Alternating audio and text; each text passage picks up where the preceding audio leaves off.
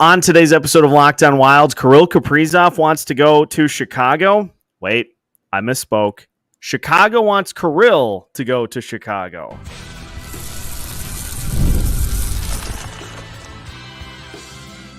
You're Locked On Wild, your daily podcast on the Minnesota Wild. Part of the Locked On Podcast Network, your team every day.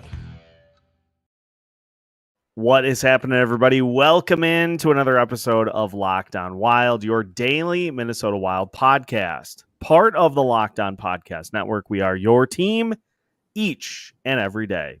And we thank you for making Locked On Wild your first listen each and every day. Make sure you subscribe on YouTube and your favorite podcast platform so you don't miss out on any new episodes throughout the week. Today's episode of Locked On Wild is brought to you by FanDuel. Place your first $5 bet and you'll get started with $200 in bonus bets guaranteed. Visit FanDuel.com to get started. On today's episode of Locked On Wild, we look at what was really said by Mark Lazarus of The Athletic regarding Kirill Kaprizov and Chicago. Turns out Chicago is just going to be one of 30 other teams that are hoping that Kirill Kaprizov does not re-up with the Minnesota Wild. But we'll dive into the actual quotes and why Wild fans probably don't need to worry.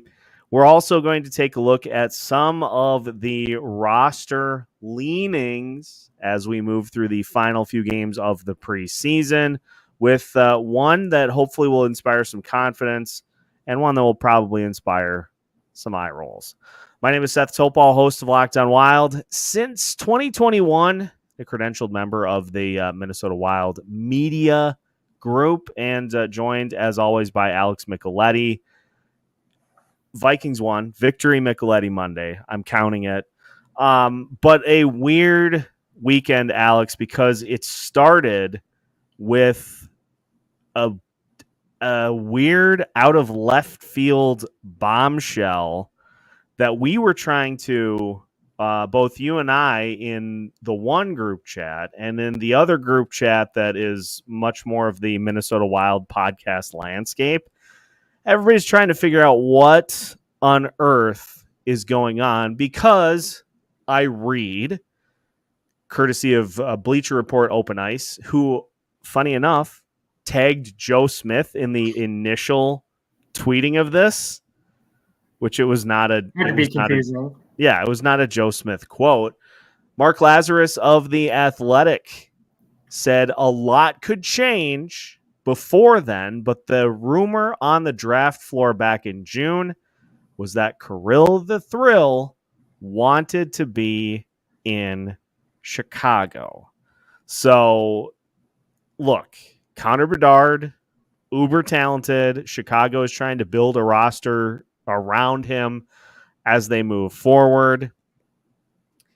It didn't take more than, I don't know, an hour, and Lazarus comes back with the following.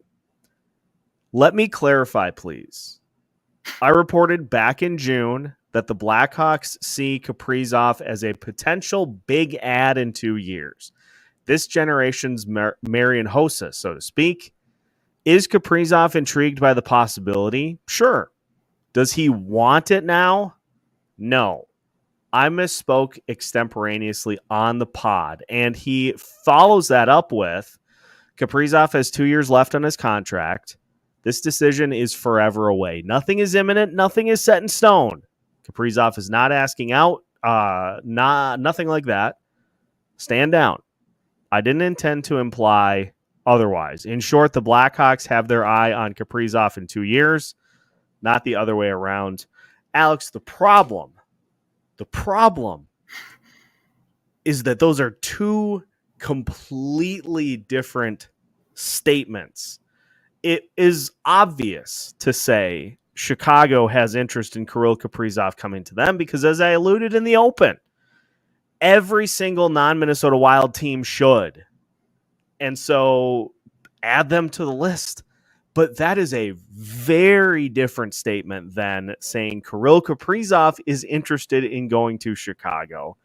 And so, look, I get it. I host a podcast. I understand that sometimes your brain goes one way, your mouth goes the other, but these are two very, very different things that were said in the initial saying by Lazarus and the walk back. Yeah, it's complete opposite. Yeah, just yeah, and it gets for probably one of the top 3 fan bases in the league as far as like paying attention. The Wild are right up there and online and have a huge social presence. So that took off like absolute wildfire, and no wonder the walk back was. He heard it for sure online. Somebody asked Joe Smith and said they added him after the Bleacher Report tweet was edited, and Joe Smith said it wasn't me. Bleacher Report incorrectly aggregated it to me, and then deleted the tweet. No correction. And so this is, I think, the problem with some of this. We see this way more in the NFL. Mm-hmm. This content aggregation where you have these accounts that basically like try to take something somebody did and spin it into a story. Like, this is where this kind of stuff happens. And I just look at the number of responses to this Bleacher Report tweet. And one of them that is I thought was really funny. Anthony Edwards needs to leave Minnesota if he wants to be the next face of the NBA. Justin Jefferson wants a trade after the Vikings let Cousins walk. Kaprizov wants to go to Chicago. I swear, national sports media wants high-profile players out of Minnesota more than anything in this world. That's from Adam Ray on X. And it is funny because it seems like there just is this assumption. Now, to be fair, there's a lot of receipts of seasons that have not ended here with championships, but it just does seem like there is a little bit more of a national impression that if there's high-level talent in places like Minnesota, that player has to go elsewhere in order to be able to be successful. Like, they push them out the door. Yeah, it's very frustrating, and winning cures all, right? Winning cures all, and so if you can win, you can be anywhere. You just, these guys, all they want the championship. They want the ring. They want the title. It's what you win a Stanley Cup. It's it's life-changing for them. Yeah, you win a Stanley Cup, or in Minnesota's case, because I don't want to completely dismiss this either. Now, Chicago probably is a long shot, but there are 30 other teams in the NHL that are keeping a very close eye on this, because the assumption by pretty much everybody that covers the team, everybody that watches, is that if you don't show some tangible signs of progress, that Kirill may start to get cold feet. That, well, this team seems to be kind of going in the wrong direction. Why would I want to re-up here if it's going to take, if I sign an 8-year deal, if it's going to take 2 to 3 years of that deal to get back in the right, on the right track? And so it's, I think, a good indicator of what the next year and a half is going to be like, because this is one story regarding one NHL team. As we get closer to Kirill being able to sign an extension, if those days start to tick by without one, there's going to be one of these for every single team in the rest of the league, because Kirill is that prolific of a talent. And so I hope Bill Guerin is listening to this. I hope he sees every single one of those, and it just further enforces in his head like this may not be something that they have to stare head on right now, but as soon as the season is done, it's go time.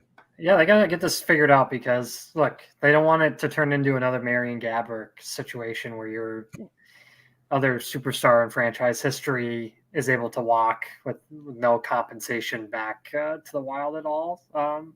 So you don't want to say those words, but if he if he wants to get traded or you're thinking about trying to make sure that he doesn't walk for free, better try to figure out some type of trade scenario. But hopefully it never ever comes to that point. Yeah, we are not advocating for that. No.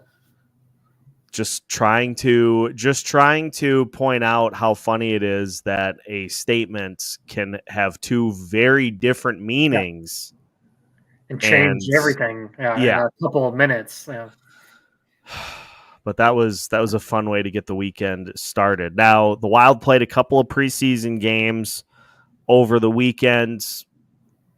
Not a lot in terms of actual. It was there on Friday. It was Connor Hellebuck did not care at all. No, he led a couple, and then he just on some of the attempts he wasn't even trying. He flung himself forward. That one on the shorthanded by Murat. Yeah, he did not. He did not even care.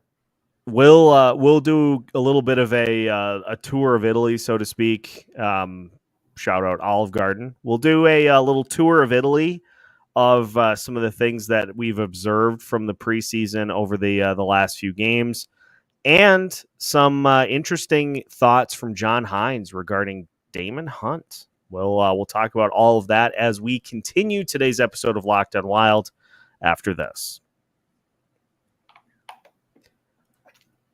Today's episode of Locked On Wild is brought to you by Game Time, and with the NHL season right around the corner, there is no better time to get yourself a chance to watch your favorite team try to go all out for the Stanley Cup than heading to Game Time. And not only can Game Time help you with NHL tickets, they can help you see your favorite college football team in action. Watched Alabama and Georgia over the weekend. Unreal atmosphere. How would you like to be part of that type of game environment? Game Time can help you do it. And Game Time has a new feature called Game Time Picks that makes getting tickets for your favorite live events even easier. Game Time Picks filters out the fluff to show you only incredible deals on great seats, so you don't have to waste time searching through thousands of tickets. Take the guesswork out of buying tickets with Game Time. Download the Game Time app, create an account, and use code LOCKEDONNHL for $20 off your first purchase. Terms apply. Again, create an account and redeem code LOCKEDONNHL for $20 off. Download Game Time today. What time is it? It's game time. Welcome back to today's episode of Locked On Wild. Once again, we thank you for making Locked On Wild your first listen each and every day. We've got a bonus episode coming for you later today as we continue to wind through the player previews for the season, which is 11 days away. 11 days from now, the season will begin for the Minnesota Wild against the Columbus Blue Jackets. So we are in all systems go mode here at Locked On Wild. And Alex, couple of preseason games over the weekend. And it was interesting because we saw a healthy portion of the regular lineup in Friday's game against the Winnipeg Jets. And as a result, Connor Hellebuck paid the price for it. Just a very weird. What is it with Winnipeg and playing the most bizarre games against them this season? Because first period, Kirill Kaprizov gets it started like a minute and a half into the game. Cole Perfetti answers later, but then listen to the scoring for the second. Ben Jones scores on a shorthanded breakaway goal to make it 2-1. Mason Appleton scores to make it 2-2. That's 4.5 minutes into the period.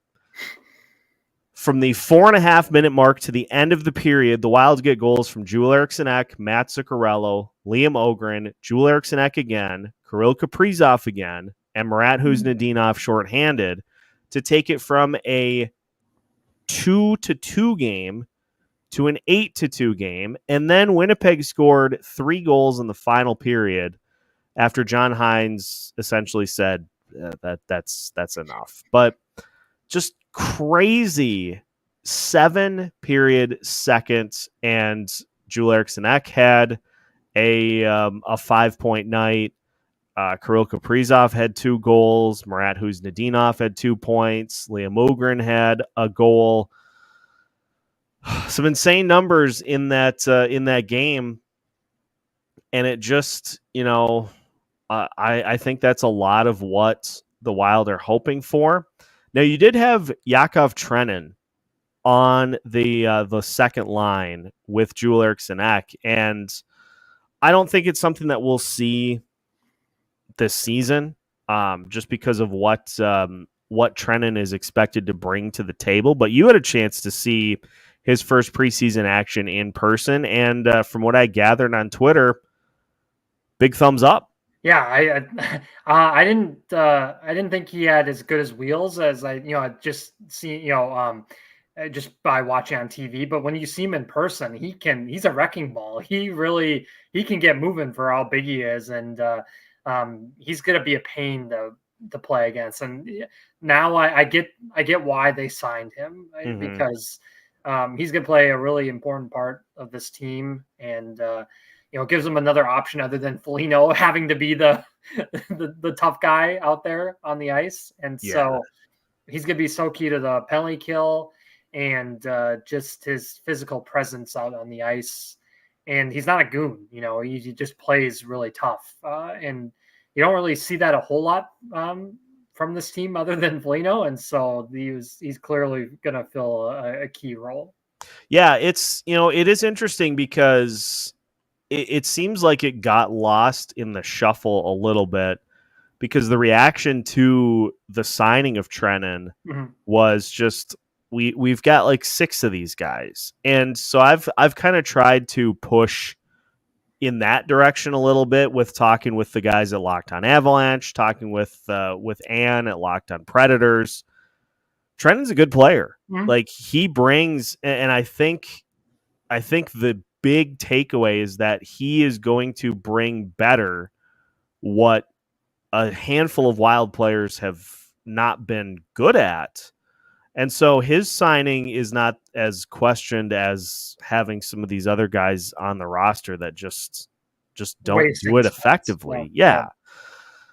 But unfortunately, it sounds like those particular players, I don't even have to name them, and the people that are listening know exactly who I'm talking about. It seems like we're getting closer and closer to seeing those guys on the roster, because Michael Russo tweeted it over the weekend as well. I think it was after Friday's game, before Sunday's game. I was up north at the end of last week, and so trying to make sense of all of this while being very much not at my standard desk was a bit of an adventure. But from what Russo said, Liam Ogren is kind of placeholding Matt Boldy's spot in the lineup, but it seems pretty clear that Kirill, Matt Zuccarello, and Ryan Hartman is a line. Joel Eriksson-Ek, Marcus Johansson, Matt Boldy is a line. Marco Rossi, Marcus Foligno, and Yakov Trenin is a line.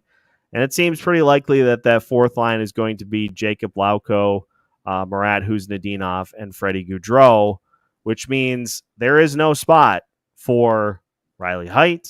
There is no spot for, more importantly, Liam Ogren, which comes at a surprise because I think there's an expectation that he was going to he was going to break camp with the team, but it seems pretty evident that those line combinations are pretty set. And so I guess would rather he play as opposed to just sitting on the bench as a 13th forward. Like if you're going to have, if you're able to even carry a 13th forward, which if Jesper comes north, you're not going to be able to. Which is a mess in itself.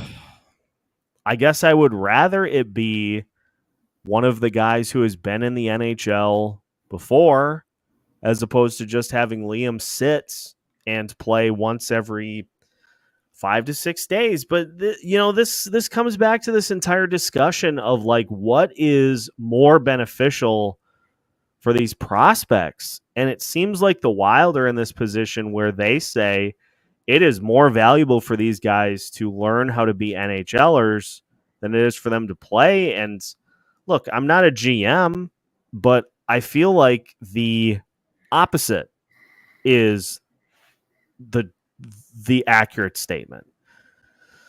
Yeah, I don't know. I think Lacko, he really forced the hand. I think you're right. Really, I mean that's what got in the preseason here and just in practice has really impressed Hines and has got him a lineup spot. And then Ogren's kind of just, you're not going to take Johansson out of the lineup, clearly. And you and I had a good laugh seeing Rossi get stuck between Goudreau and Johansson. Yeah, that was game. Crazy. As soon as I saw that combination together, I was like, I'm not going to watch a second of this game because it's only going to cause my blood pressure to skyrocket, to hike. So I was like, I'm not going to watch. But it's funny, the goal that Marco Rossi was initially credited with in last night's game is now credited to Freddie.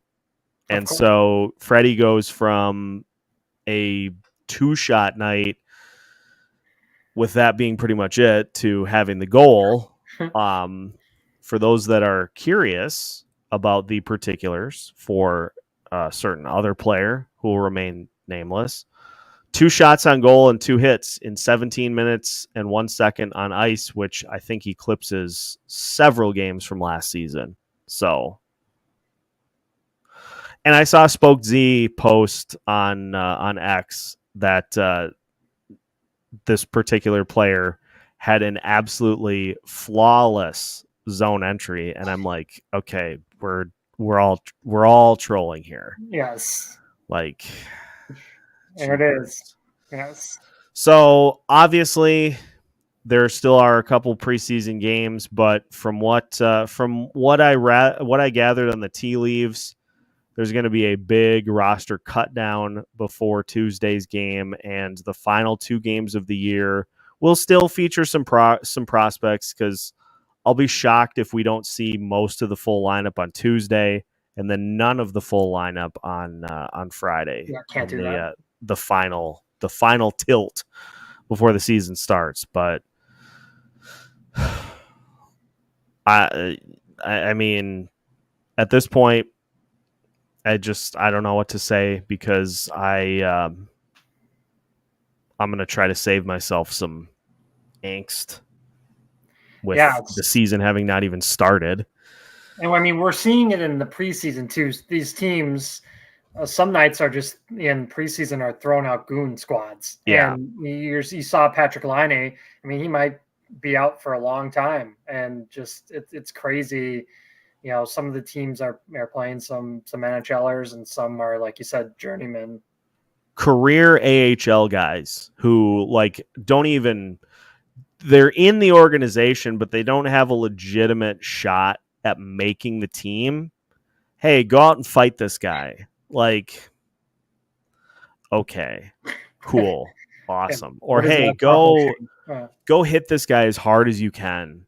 It's like, helping your career. Yeah, I don't know if we need that in preseason. No.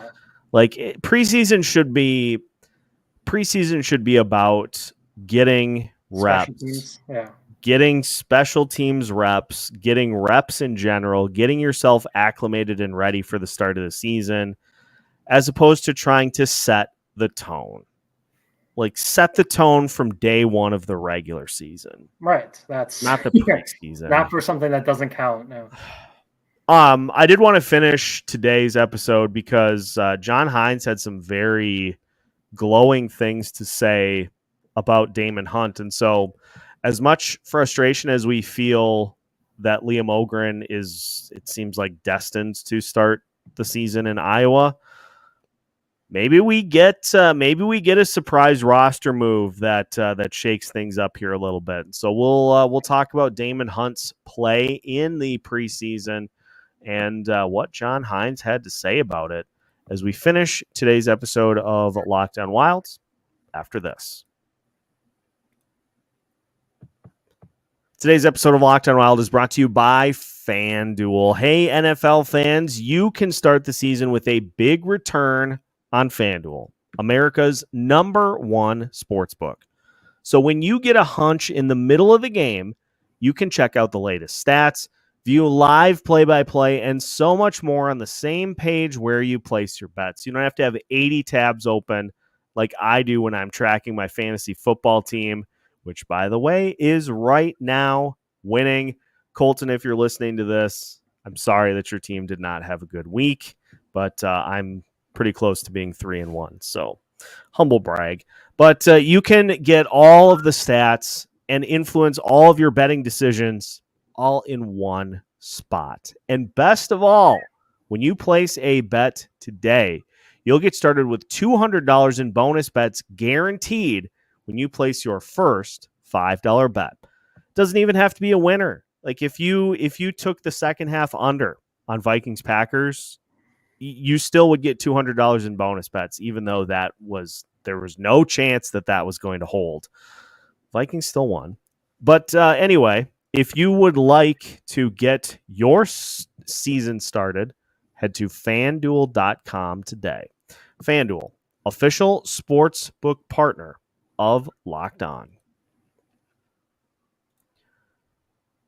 One final segment of today's episode of Locked On Wild. And once again, we thank you for making Locked On Wild your first listen each and every day. Reminder, we've got a second episode coming for you here today. And one final reminder for you, we will take submissions for a couple more days for the Locked On Wild sweepstakes. We've got over 50 submissions for those hoping to get tickets to the opening night game against Columbus. So if you would like to be part of that and your chance to win 2 tickets to see the Wild take on the Blue Jackets, just send a photo proving that you are subscribed to Locked On Wild on YouTube with your name to lockedonwild@gmail.com, and you're entered in. We'll draw the winners here within the next few days. Probably by the end of this week, we'll draw the winners so that they have time to get everything set for opening night. And it'll be a great way to get the season started. Full contest rules can be found in the description for today's episode. All right, let's talk about Damon Hunt, Alex, to finish things off here today. A guy who we saw a little bit last year, and now it seems has put himself in position to be one of those surprise players that could make an impact on this Minnesota Wild roster. Michael Russo tweeting on Saturday, whether it happens by the opener or not, because contracts often rule the roost, Damon Hunt has made his case for a Minnesota Wild roster spot. John Hines said the young defenseman has matured and has taken the next step. He says with young prospects, you can kind of see when they know they belong and they play that way. That's kind of when you're like, all right, they're pretty close, if not ready. And this, I kind of wanted to turn this into a point about what we've seen in the preseason so far.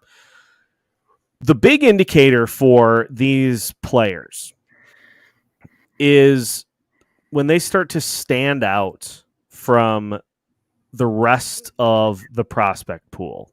And that's why you've seen all these prospects play together in particular games with barely any NHL guys, is because Wild Brass wants to see which of them stand out, which of them step up, and which of them put themselves in position to be, those first call-ups when injuries arise. And Damon Hunt clearly has done that based off his play last year and his play this year. Another guy who I think definitely has, and we talked about him a little bit last week too, Graham Clark. Yeah. Like he has stood out in pretty much every game that he's played. And this is how John Hines puts together if injuries happen, who are the guys that I'm calling up to fill spots? And it seems at this point, like Damon Hunt is going to 100% be the call up on defense. Don't be surprised if Graham Clark's the guy on offense. Yeah, on Friday. So I hadn't been to a preseason NHL hockey game in a long time, and you could just tell how some of these young guys, how nervous some of them were. Like Jack Pert, that was his first preseason game with the Wild at the NHL level, and he kind of got caught a couple of times, and he took back-to-back penalties at one point, which was crazy. He got out of the penalty box and took another penalty, which was unbelievable. But yeah, you could definitely just tell, definitely on the back end, some of these guys were just super nervous. And Damon Hunt, he does not look nervous, and he seems like he wants a spot. It's tough with contracts, as we know, but yeah, he's right there. Another guy I was super impressed with too was Jones. I had never heard of him, prior. And he had a really nice goal, and he's right there with Graham Clark, I think, for injury call-ups. But yeah, I liked Damon Hunt's game on Friday. Against Winnipeg, Hunt played 23 minutes, 12 seconds, 3 shots, 3 blocks. He played 3 minutes, 39 seconds on the penalty kill, which was the 4th most amongst Wild defensemen, behind Jake Middleton, Brock Faber, and Carson Lambos. And so, he brings, I think he brings more offensive skill set to his game. But I think what we have seen, impressively enough, in a game in which Winnipeg scored 5 goals, Hunt was a dead even. So he wasn't, Kyle Masters and Jack Pert both were a -1.